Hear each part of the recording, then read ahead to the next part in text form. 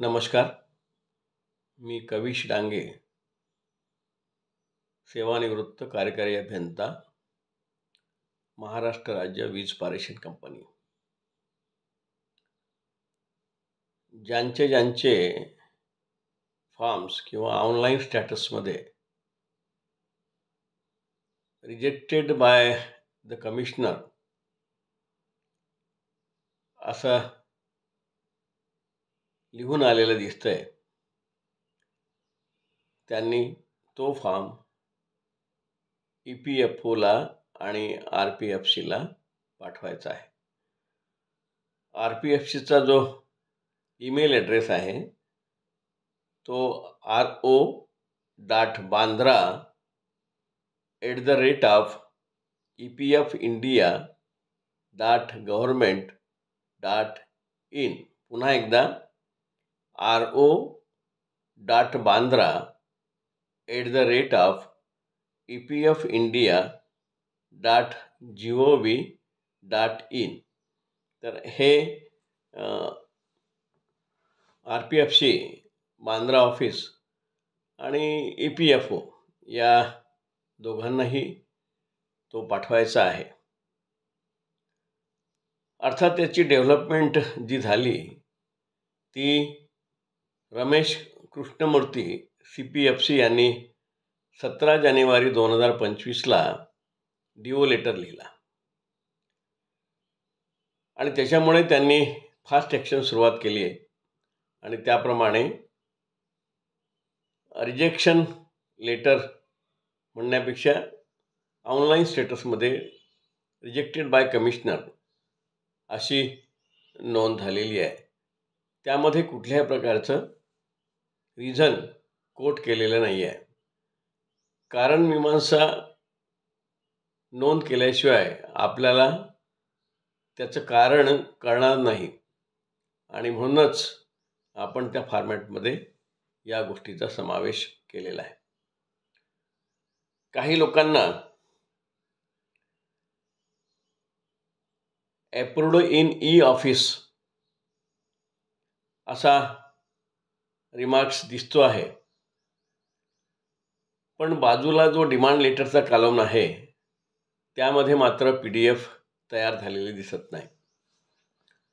अर्थात E-ऑफिस म्हणजे त्यांच्याकडे जे काही E-ऑफिस पोर्टल आहे किंवा E-ऑफिस फाईल असेल त्या E-ऑफिस फाईलमध्ये ही नोंद असावी.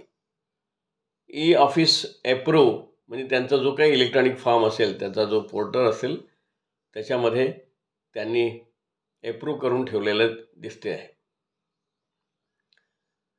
मग आता आपल्याला अंदाज बांधता येईल की काही लोकांचे फॉर्म्स रिजेक्ट झाले, काही लोकांचे अप्रूव्ह झाले.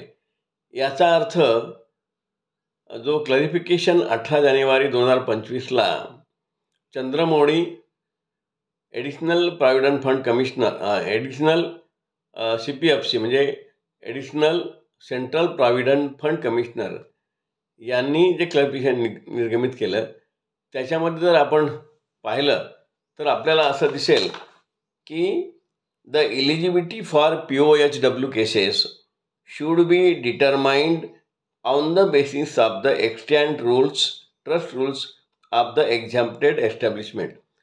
आणि या ठिकाणी कामा आहे.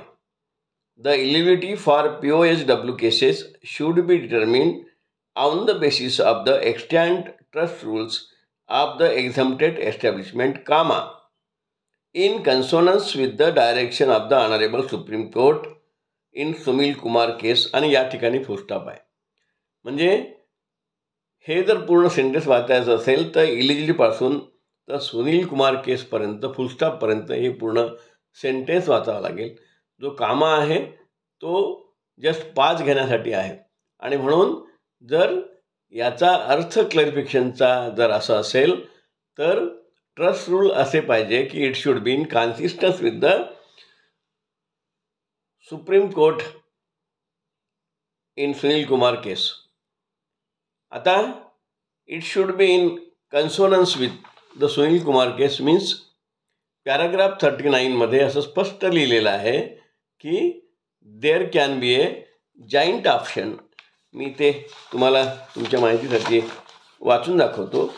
The employer and employee simultaneously with exercising option in terms of the order of the court shall also have to give an undertaking of transferring the employer's contribution at the stipulated rate maintained by the trust, which shall be equivalent to and not lower than the sum which would have been transferable had such funds been maintained by the Provident Fund authorities.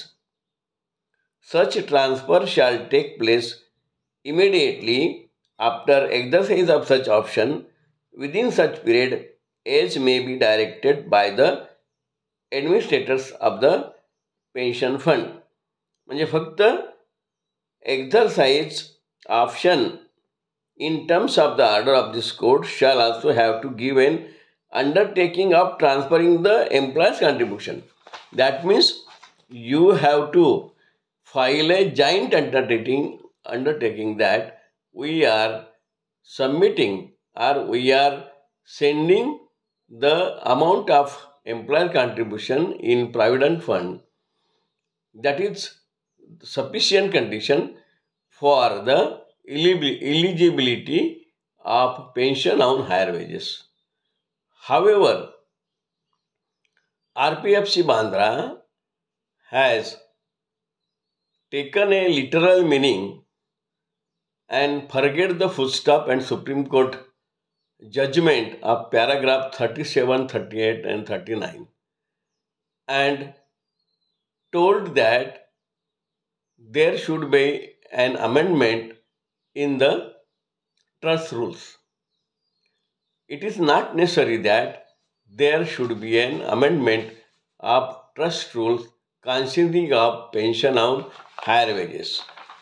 If we look into the fact of Rule 10(1) of MSCB trust rules, you can see that the contribution payable by the employer under this rule shall be at the rate of 12% of the basic salary and dearness allowance, including the cash value of any food concession payable to each employee to whom these rules apply, or such other rate is amended from time to time from and out of contribution payable by employer in each month under these rules.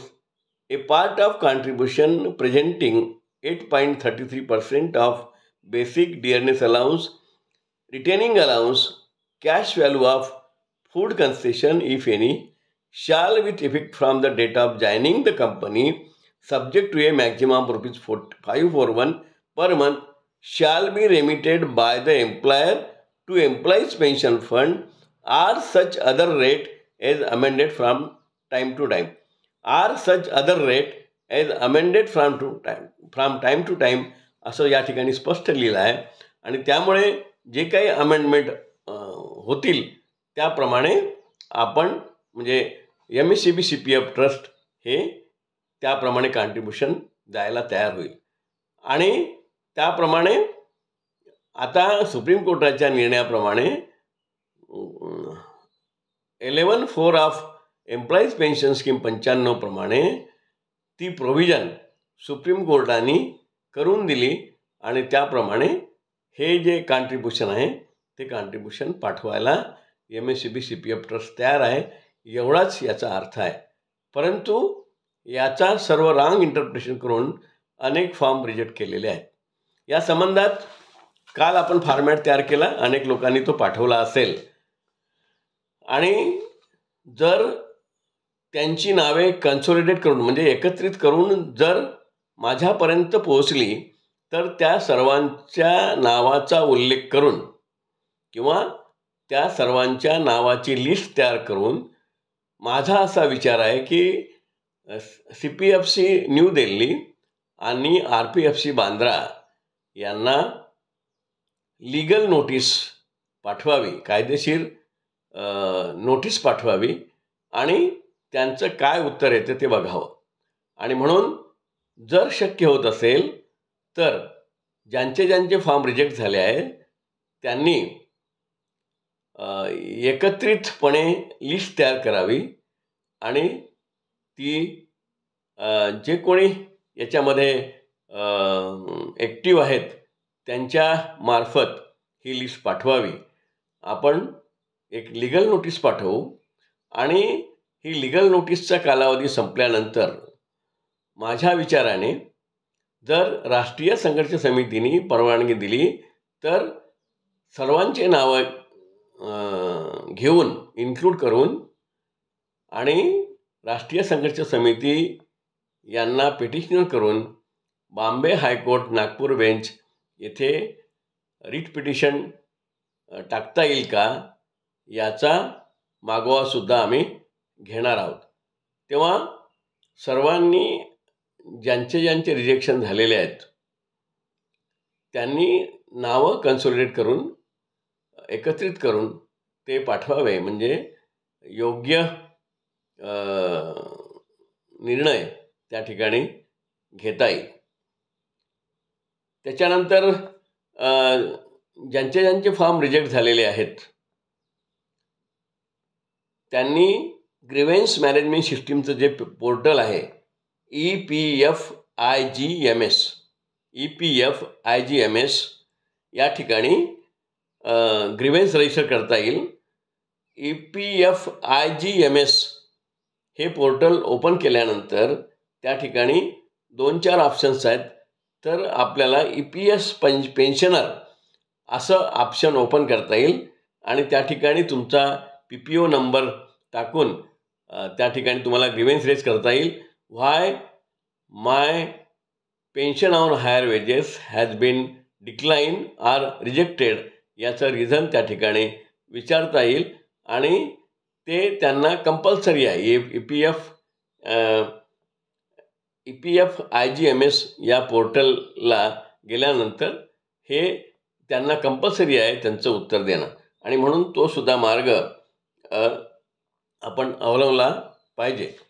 आणि ते जे options आहेत ते option नाही, ते जे आपण format तयार केला आहे तो फॉर्मॅट त्या ठिकाणी पाठवला असेल तर जे लोक ॲक्टिव्ह आहेत त्यांच्याकडे एक कॉपी द्यावी, म्हणजे कोणी कोणी पाठवलं आणि कोणाकोणाचे रिजेक्शन झाले हे त्या ठिकाणी मेझर करता येईल किंवा काउंट करता येईल.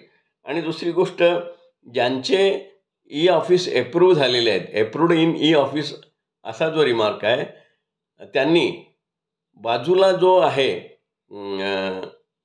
कॉलम डिमांड लेटरचा तो कॉलम ओपन करून पाहावा आणि PDF फाईल ओपन होते का बघावी.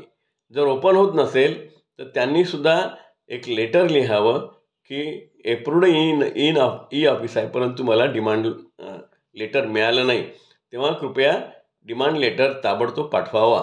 अशा प्रकारचं पत्र RPFC बांद्राला पाठवून किंवा त्याची कॉपी EPFO नवी दिल्लीला देऊन ह्या सर्व गोष्टीचा कंप्लायन्स करावा अशी माझी इच्छा आहे आणि आपण ते कराल अशी आशा बाळगतो. तर ह्या 2-3 गोष्टी आहेत. एक तर फॉर्मॅट पाठवणे, फॉर्मॅटचं कन्सोलिडेशन करणे, त्याच्यामध्ये नावं जी काय आहेत एकत्रित करून त्याची यादी तयार करणे आणि यादी तयार झाल्यानंतर मग त्याप्रमाणे त्यांच्या नावाने किंवा त्यांचे नाव अंतर्भूत करून एक लीगल नोटीस पाठवणे आणि लीगल नोटीस पाठवल्यानंतर काही उत्तर जर आलं तर ठीक, नाही आलं तर हायकोर्ट नागपूर बेंचमध्ये ती पिटिशन टाकणे. याला थोडासा उशीर लागेल कारण मी स्वतःच ती पिटिशन तयार करणार असल्यामुळे तयार करायला जरा भरपूर वेळ लागतो कारण त्याच्या फॉर्मॅलिटीज भरपूर आहेत, डॉक्युमेंटेशनही भरपूर लागेल. तेव्हा ह्या सर्व गोष्टीचा विचार करावा आणि या संबंधात राष्ट्रीय संघर्ष समिती EPS 95 जी काही आदेश देईल त्यानुसार आपल्याला ही कार्यवाही करता येईल. कारण काय की जोपर्यंत EPS राष्ट्रीय संघर्ष 95 राष्ट्रीय संघर्ष समिती या संदर्भात काही निर्णय घेणार नाही तोपर्यंत आपल्याला या ठिकाणी केस टाकता येणार नाही किंवा रिट पिटिशन फाईल करता येणार नाही. कारण इंडिव्हिज्युअल मेंबर्सच्या वतीनं जर फाईल केलं तर त्याची प्रत्येक केस रिट पिटिशन ही वेगवेगळी टाकावं लागेल आणि त्याला भरपूर वेळ लागेल. आणि राष्ट्रीय संघर्ष समितीनी जर परवानगी दिली तर पिटिशन म्हणून आपल्याला राहता येईल आणि फक्त जी लिस्ट आहे ती त्या पिटिशनमध्ये आपल्याला एन्क्लोज करता येईल. तेव्हा या सर्व गोष्टीचा आपण विचार करावा आणि फॉर्मॅट जो आहे तो फॉर्मॅट पाठवावा. रिजेक्ट झाला असेल तर तो फॉर्मॅट मी ऑलरेडी काल सर्क्युलेट केलेला आहे आणि ज्यांचा अप्रूव्ह आलेला आहे त्यांनी डिमांड लेटर इश्यू करावं अशा प्रकारचं एक विनंतीपत्र RPFC बांद्रा आणि copy to EPFO head office. आणि तिसरं ग्रीव्हन्स रेज करावा EPFIGMS या पोर्टलवरती जाऊन. या 3 गोष्टी आपण कराव्यात. जय हिंद, जय महाराष्ट्र.